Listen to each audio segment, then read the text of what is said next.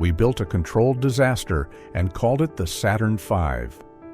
363 feet of metal and fire that could shake the earth for miles and make grown engineers weep because they knew every second of ignition was borrowed time against catastrophe. 7.5 million pounds of thrust pushing against gravity and common sense. We fed it 3,000 gallons of fuel every second and asked it to carry our dreams past the edge of everything we knew. Today, we are a nation that builds smaller rockets and tells ourselves we are being practical. We forgot how to feed the giant because we forgot we were ever hungry enough to build one. The terror started in October of 1957 when a Soviet sphere the size of a beach ball circled above our heads and beeped our obsolescence to the world. We were supposed to be the victors. We had beaten fascism and built suburbs and invented television. But Sputnik said we were losing a race we did not know we had entered. Every 96 minutes it orbited and reminded us that someone else controlled the high ground. Nikita Khrushchev was not subtle about what came next. Missiles that could arc over the North Pole carrying warheads. The ultimate high ground was space, and we were standing in the valley watching our enemy climb. Wernher von Braun understood what terror could build. He had designed the V-2 rocket for Hitler. Thousands of slave laborers died assembling those weapons in tunnels beneath Germany. Those rockets killed thousands more when they fell on London and Antwerp. Von Braun surrendered to Americans because he knew which side would let him keep building. The moral calculus was simple in 1945. We needed his knowledge more than we needed our clean conscience. By 1961, President Kennedy stood before Congress and promised the moon by decade's end. Von Braun had his blank check. History would decide later whether we made a deal with something we should have buried. The F-1 engine was not engineering. It was controlled madness. Each of the 5 engines on the first stage burned kerosene and liquid oxygen at a rate that defied belief. The combustion chamber ran at 6,000 degrees Fahrenheit, hot enough to melt the steel it was made from, except the fuel itself cooled the walls in a desperate dance of thermodynamics. Engineers called it regenerative cooling because destruction and salvation happened in the same instant. The fuel flowed through tubes in the chamber walls, absorbing heat before it burned. Stop the flow for 1 second, and the engine would tear itself apart. Testing the F-1 meant building test. Stands in the Alabama woods, and hoping the sound would not shatter every window in Huntsville. When they fired one engine, the roar measured over 200 decibels, louder than a nuclear explosion at close range. The sound could kill you if you stood too close. Not deafen you, kill you. The pressure waves would vibrate your organs until they stopped working. So they built bunkers and watched through periscopes like men observing artillery fire. Every test was survival. Every successful burn was borrowed time. The workers at Marshall Space Flight Center and Michoud Assembly Facility knew they were building something that should not exist. Mothers and fathers welding fuel tanks the size of grain silos. Machinists cutting parts with tolerances measured in thousandths of an inch because a gap too wide meant fire in the wrong place. The first stage alone weighed 288,000 pounds empty. Fueled, it held 530,000 gallons of kerosene and liquid. Oxygen, the weight of a Navy destroyer standing on its tail.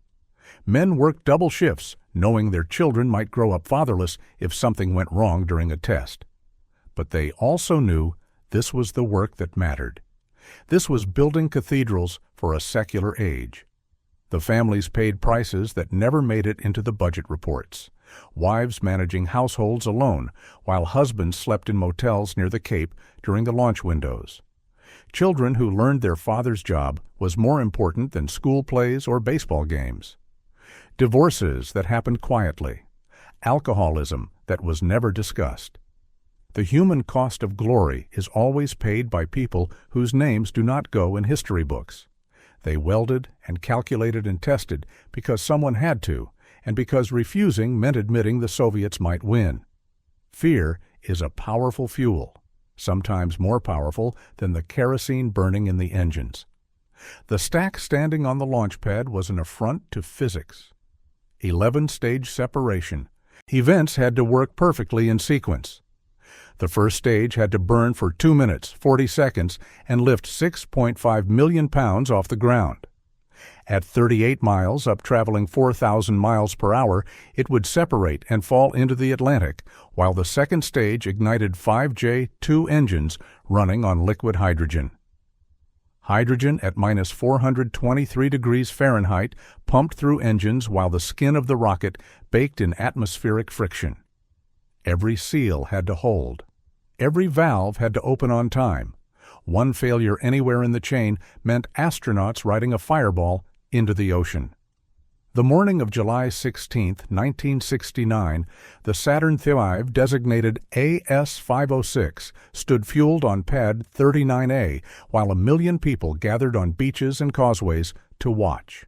The numbers are almost meaningless because scale defeats language. The rocket held 960,000 gallons of propellant. The weight at liftoff was 6.2 million pounds. The structure contained over 3 million parts. Boeing built the first stage. North American Aviation built the second stage. Douglas Aircraft built the third stage. IBM built the guidance computer. Hundreds of thousands of workers across the country had touched some piece of this impossible machine. It worked because failure was not survivable, and so failure was not permitted. Ignition happened in the final seconds before 10:32 in the morning. The F-1 engines lit in sequence. 1, 2, 3, 4, 5. Each engine building thrust while hold-down arms kept the rocket clamped to the pad. For 3.2 seconds, 7.5 million pounds of thrust pushed against metal clamps while engineers watched readouts confirming the engines were stable. Then the clamps released and the monster rose. Not quickly, not like in movies. It rose the way continents drift, ponderous and inevitable. The sound arrived seconds later because sound is slow, and the Saturn V was faster than its own roar.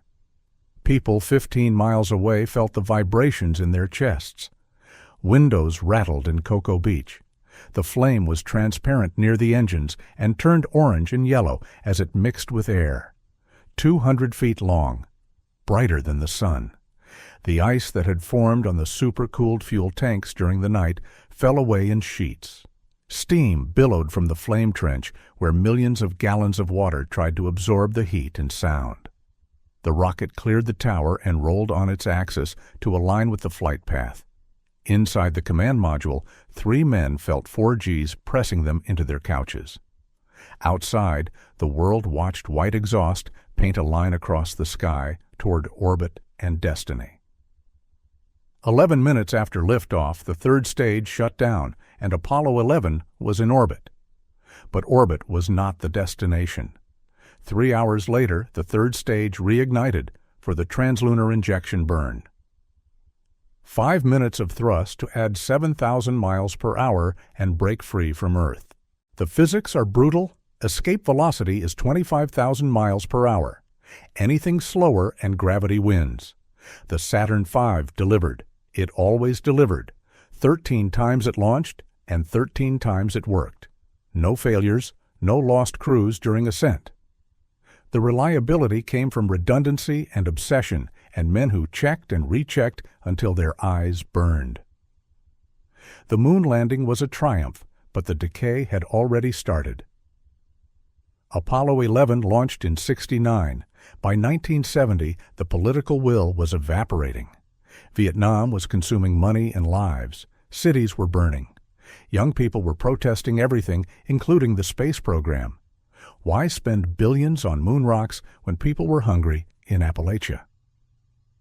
The argument sounded reasonable until you understood what we were really abandoning. We were not just stopping moon flights.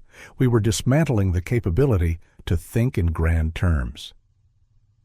Can you remember that moment when men landed on the moon? NASA had planned 20 Apollo missions. After Apollo 17 in December of '72, they canceled the rest. The hardware for Apollo 18, 19, and 20 already existed. The Saturn V rockets were built and paid for. They put them in museums. 3 rockets capable of sending men to the moon became tourist attractions. The production lines at Michoud shut down. The tooling was destroyed, not mothballed, destroyed, scrapped for pennies on the dollar. The engineers and technicians found work elsewhere or retired early. The institutional knowledge of how to build a Saturn V scattered like ash. The decision was presented as fiscal responsibility. Each Saturn V cost over $1.2 billion in 1970 money. That is $7 billion in modern terms. The space shuttle was sold as the economical reusable alternative. Except the shuttle could barely reach low Earth orbit. It could not go to the moon. It could not go to Mars. It was a truck designed to service a space station that did not exist yet, while the Saturn V was a ship designed to explore. We chose the truck and called it Progress. Cape Canaveral became a graveyard of ambition. The crawlers that had carried the Saturn V to the pad still exist. They move the space shuttle now, and someday they might move whatever comes next. But Launch Complex 39, where the Saturn V stood, is quiet most days. The flame trenches are empty. No water roars through the sound suppression system. No ice forms on propellant tanks. The towers stand, but they are monuments now, markers of what we were capable of when we were willing to feed the giant. The engineers who built the F-1 engines are old men now or dead. The welders and machinists are retired. The institutional knowledge of how to test and troubleshoot a rocket engine producing 1.5 million pounds of thrust each exists in file cabinets and aging computer systems, if it exists at all. Some lessons can only be learned by building and failing and rebuilding. The men who learned those lessons are gone. We have the blueprints, but blueprints are not wisdom. You cannot build a Saturn V from blueprints any more than you can learn to love from reading poetry. The question we never answered is why we stopped. The money argument does not hold because we still spend billions. We spend it on programs that promise Mars someday, or the moon again eventually. We build smaller rockets and praise ourselves for efficiency. But efficiency is not vision. The Saturn V was inefficient. It was wasteful. It consumed resources at a rate that would horrify modern accountants. It was also the only machine we ever built that could place 118,000 pounds into translunar trajectory. Nothing we have built since comes close. We convinced ourselves that we did not need that capability anymore, and maybe we were right, or maybe we just lost our nerve. The last Saturn V launched in May of 1973, carrying Skylab. The space station made it to orbit, but the launch damaged the heat shield and solar panels. Astronauts had to repair it during the first mission, or the station would have been useless. Even in its final flight, the Saturn V almost killed the program it was designed to support. The rocket did not care about our plans. It was controlled catastrophe, from ignition to separation. We mastered it for a decade, and then we walked away. What remains is memory and metal. 3 Saturn V rockets in museums, horizontal, sleeping. Children walk underneath fuel tanks that once held explosive potential measured in megatons. They take photos next to engines that could melt concrete. The scale is still shocking. Even dead and drained, the rocket dominates. But scale without sound is just size. The Saturn V was never meant to be looked at.